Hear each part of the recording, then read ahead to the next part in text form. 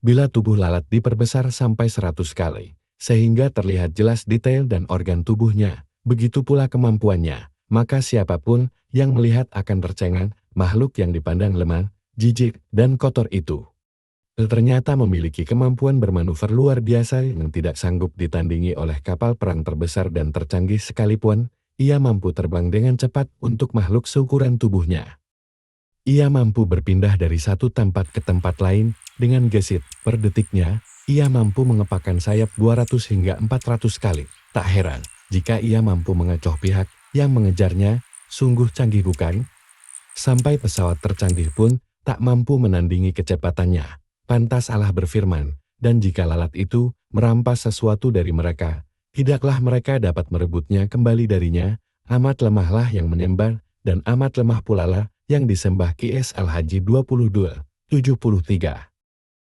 Yang lebih mengundang perhatian adalah hadits Rasulullah Shallallahu Alaihi Wasallam melalui riwayat Abu Hurairah. Beliau menyabdakan, jika lalat jatuh di minuman salah seorang dari kalian, maka benamkanlah lalat tersebut, kemudian angkat kembali, sebab dalam salah satu sayapnya ada penyakit.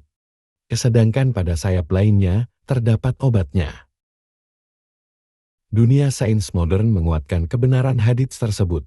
Sebuah penelitian mengungkapkan bahwa pada salah satu sayap lalat terdapat zat penangkal kuman dan berbagai macam mikroba, sehingga ketika ada sejumlah kuman, mikroba, atau bakteri jahat menempel pada sayap atau kaki-kaki lalat, badan lalat tersebut hinggap di sebuah benda cair, maka tenggelamkanlah sayap atau bagian tubuh lainnya, sebab di samping satu sayapnya yang membahayakan, terdapat sayap lain yang menjadi penawar dan penangkalnya. Kemudian, penelitian lain menyebutkan, dalam tubuh lalat bahkan terdapat lebih dari 500 juta kuman. Ia biasa hinggap di tempat kotor, sehingga ketika hinggap di tempat bersih, maka besar kemungkinan ia hanya memindahkan kotoran yang ada pada tubuhnya.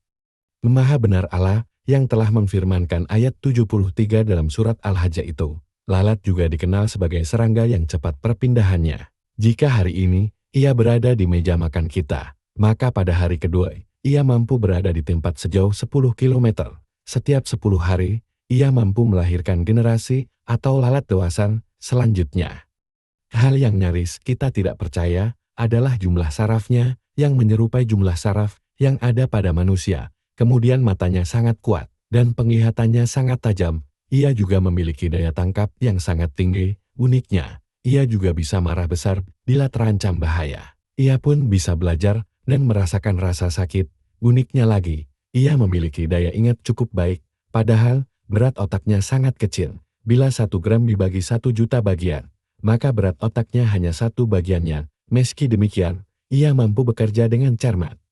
Tak hanya itu, lalat juga memiliki lebih dari 100.000 jenis. Salah satunya adalah lalat pemangsa. Ada pula jenis lalat seperti lebah yang menghisap madu atau minuman manis. Sungguh walau seluruh makhluk pada zaman puncak kejayaan sainsnya bersatu untuk mampu menciptakan lalat, niscaya mereka tidak akan mampu melakukannya. Sesungguhnya segala yang kamu seru selain Allah, sekali-kali tidak dapat menciptakan seekor lalat pun, walaupun mereka bersatu menciptakannya.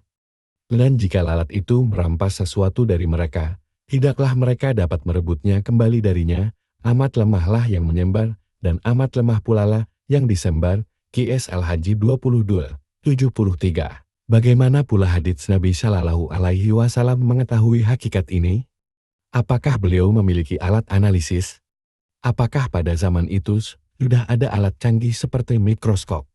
Bayangkan, 15 abad yang lalu, beliau bersabda, jika lalat jatuh di minuman salah seorang dari kalian, maka benamkanlah lalat tersebut, kemudian angkat kembali, sebab dalam salah satu sayapnya ada penyakit, sedangkan pada sayap lainnya terdapat obatnya. Sungguh itu wahyu yang diwahyukan, sekaligus sunnah yang pasti sumber dan maknanya. Siapapun yang mengingkarinya, maka ia akan terjatuh pada kekufuran. Marilah kita cermati ayat-ayat Allah yang terhampar di alam semesta, sebagaimana yang tertuang dalam firman-Nya. Katakanlah, perhatikanlah apa yang ada di langit dan di bumi, namun tidaklah bermanfaat tanda kekuasaan Allah dan rasul-rasul yang memberi peringatan bagi orang-orang yang tidak beriman. QS Yunus 10:101. Wallahu alam. Jika kalian suka dengan video ini silahkan like, komen dan subscribe, dan jika kalian tidak suka maka beri masukan di kolom komentar. Saya doakan supaya kita senantiasa diberikan kebaikan di dunia